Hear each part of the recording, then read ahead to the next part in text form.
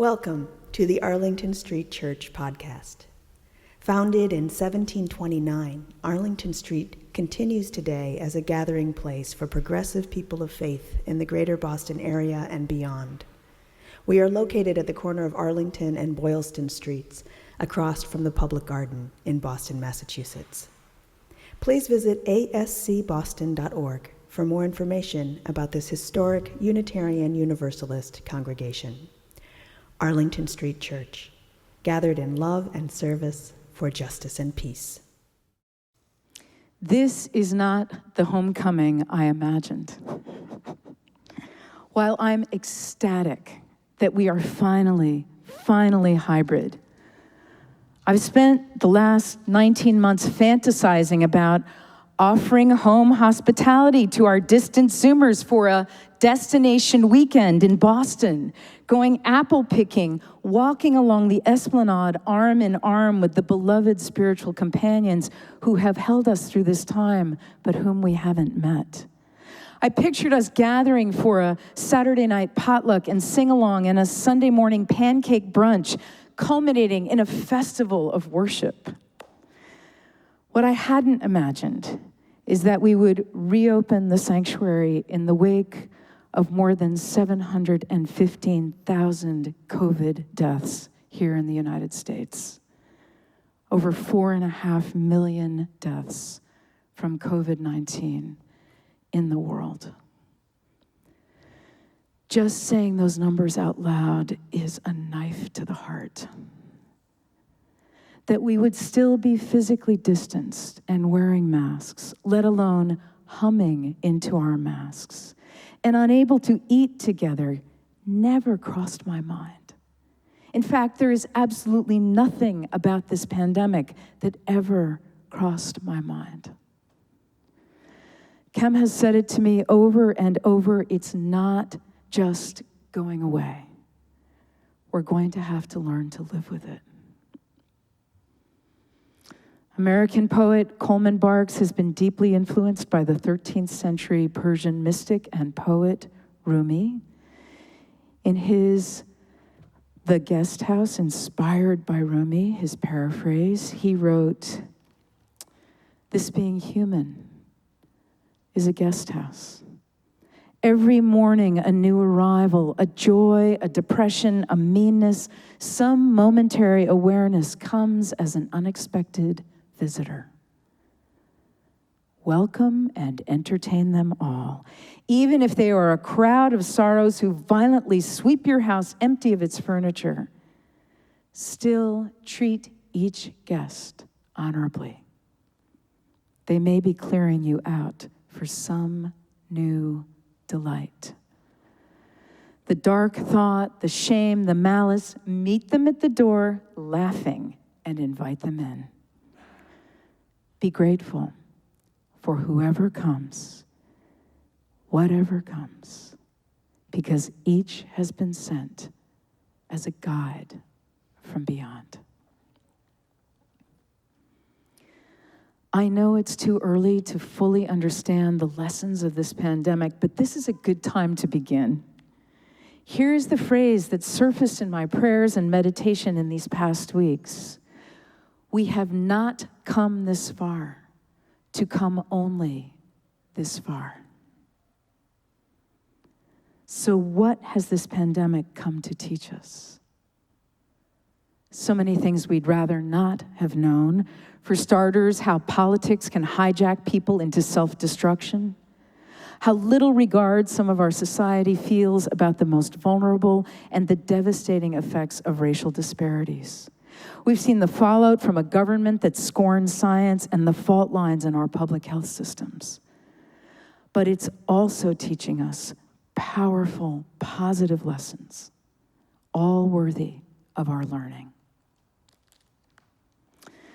I'm thinking in particular of 3 lessons: strategies for living with uncertainty, the power of our resilience, and the invitation to experience everything as an opportunity to awaken spiritually. First, strategies for living with uncertainty. In Zen Buddhism, don't know mind is a very high state of mind. The spiritual practice of landing squarely in the present moment, moment to moment, not allowing ourselves to be knocked off balance by looking forwards or backwards. It's very powerful. Yet even after decades of Zen practice, it never occurred to me that don't know mind was about much more than being suspended in uncertainty for a few moments, or at worst, a few weeks. Obviously, it's occurred to me now. I have a very distinct memory from childhood when I first heard this lesson.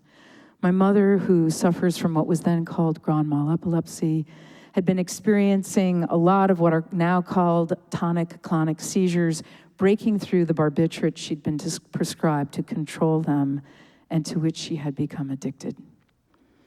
Finally, she went to see a neurologist who asked her if she were under any particular stress, and she said that yes, my father's behavior had become erratic at best, and that she was frightened for the future. The doctor told her something that has stayed with me for over half a century now.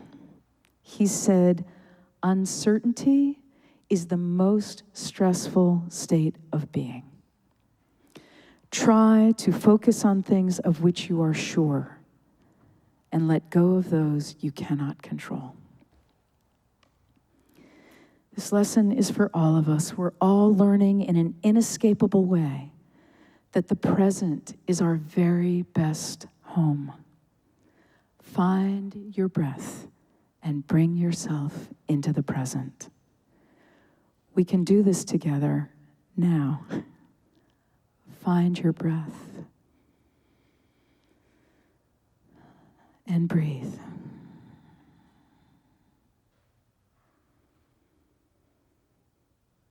Yeah, stay with it. And you'll find that the shake has stopped. Just breathe. The present is a still point, a point where we can rest and recharge. We have not come this far to come only this far. A second lesson of the pandemic has been the power of our resilience. I know I am not alone in having wondered how we could possibly gather on Zoom, suspend our disbelief, and having feel meaningful or nourishing. Most of us are profoundly attached to life in a body and relating to one another in incarnate ways.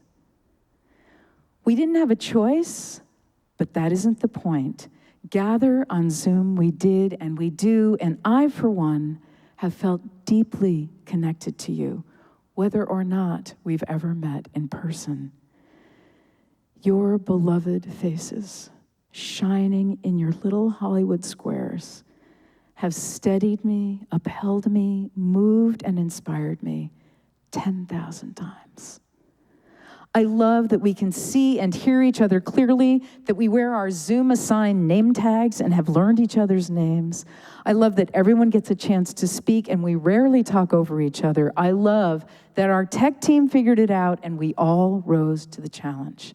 I am so proud of us. Early in the pandemic, I found that the extroverts were panicking and the introverts were rejoicing. As one of the panicking crowd, I listened carefully to those of you who are introverts, explaining your solitary but not lonely rituals and your rich inner lives. I was determined to follow your lead. You helped me know it was possible to survive without 18 hours a day of human interaction. And then, as the isolation of the pandemic wore on and the second surge threatened, I found that even the introverts had had enough. Some of you began turning on your Zoom video for the first time. Some of you even joined a pod. It was a love fest.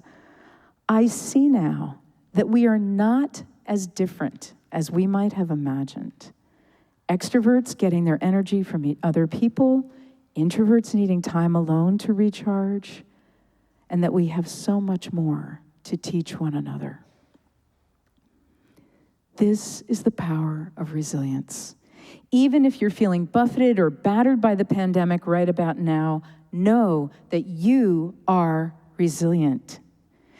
Yale School of Medicine's neuropsychiatrist Dr. Fasharki Zadeh says, I absolutely believe in resilience because we have this effective reservoir inherent in all of us, be it the product of evolution or our ancestors going through catastrophes, including wars, famines, and plagues.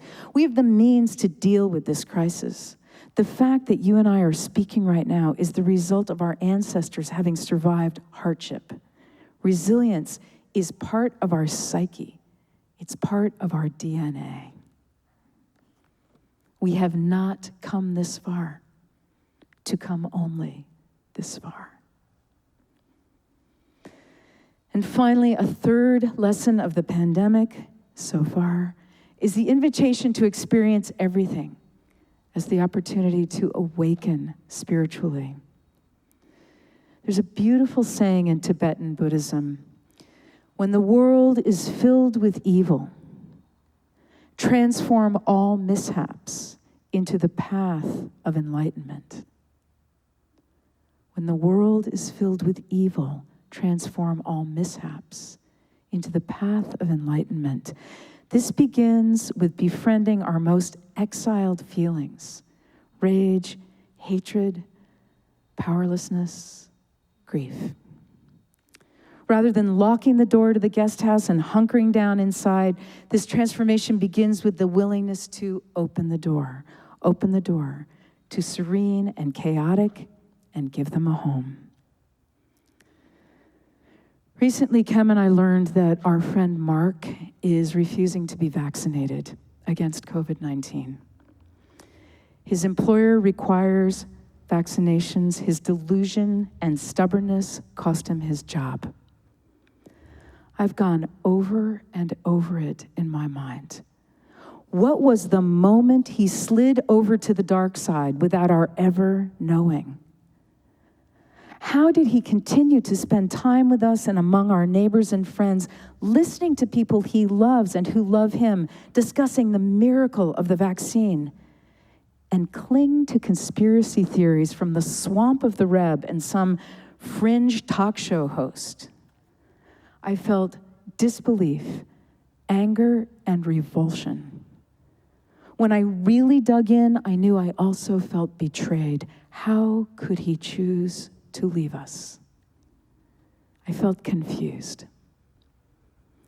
And then, at the thought of never seeing him again, at the very heart of it all, I felt sadness and grief, not just for him, but for all the people who are suffering from the poison of ignorance, and for all those who suffer because of their suffering. No one wants to feel these feelings, none of them. But choiceless, I felt them and cycled through them, spiraling inward until I arrived at the heart of it all. I felt sorry for Mark, and then compassion, and then finally, mercy. What a relief to know that I can't change his mind, but I don't have to exile him from my heart. I can open the door to the guest house that is my heart. Be grateful for whatever comes, because each has been sent as a guide from beyond.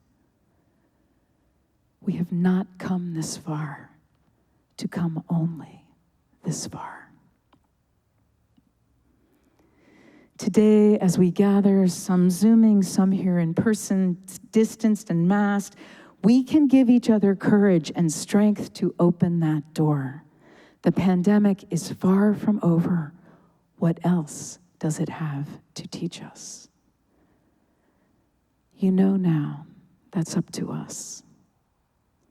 What I have carried forward from the last pandemic was the soul-deep conviction that it would dishonor the dead, not to carry its lessons into the future.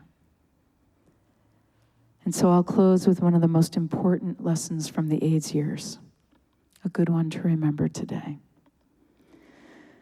Paul Richards was a big, blonde, boyish Midwesterner with the energy and exuberance of a Labrador retriever.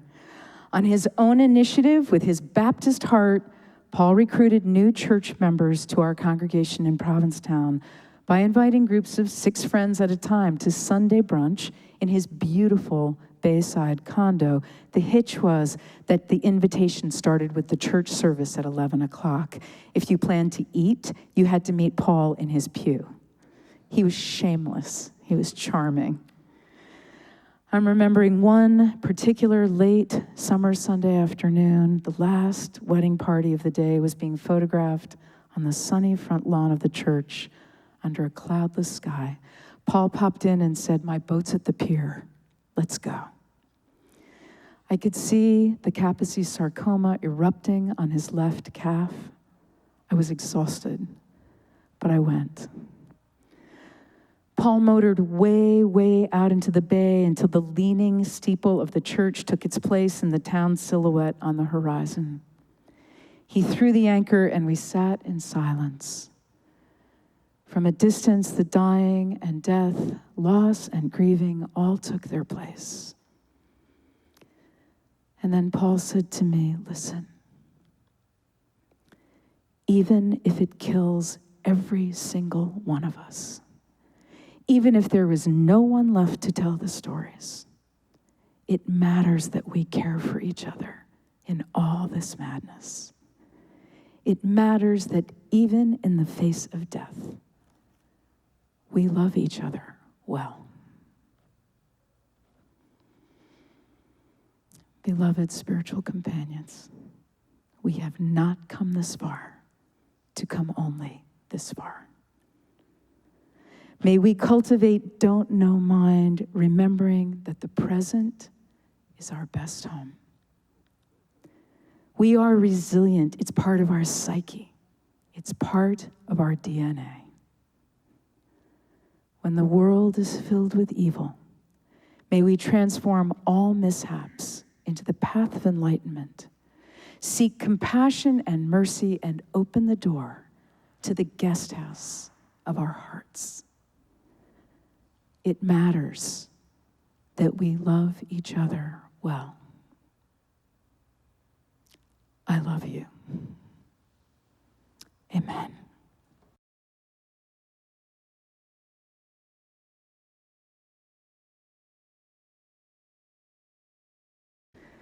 And now for our benediction, I invite you to put your hands over your heart in namaste.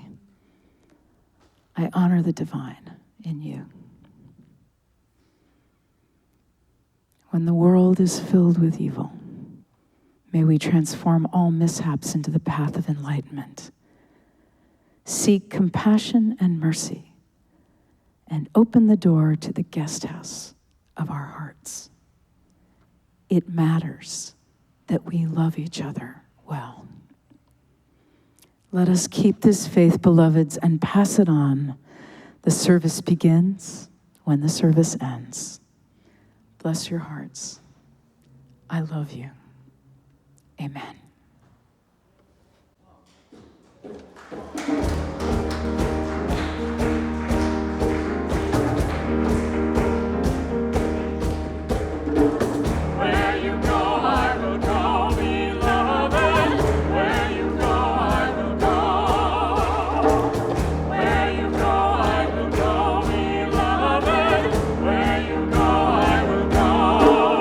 For your people are mine.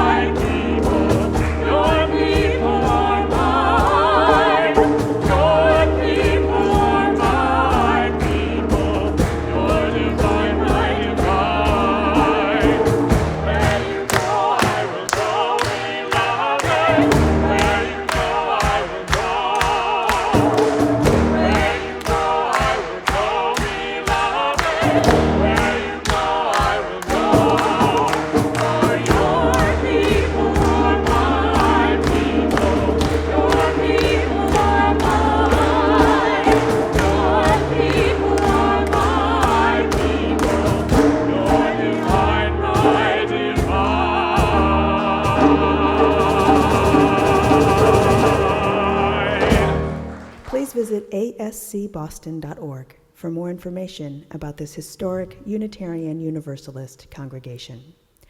Arlington Street Church, gathered in love and service for justice and peace.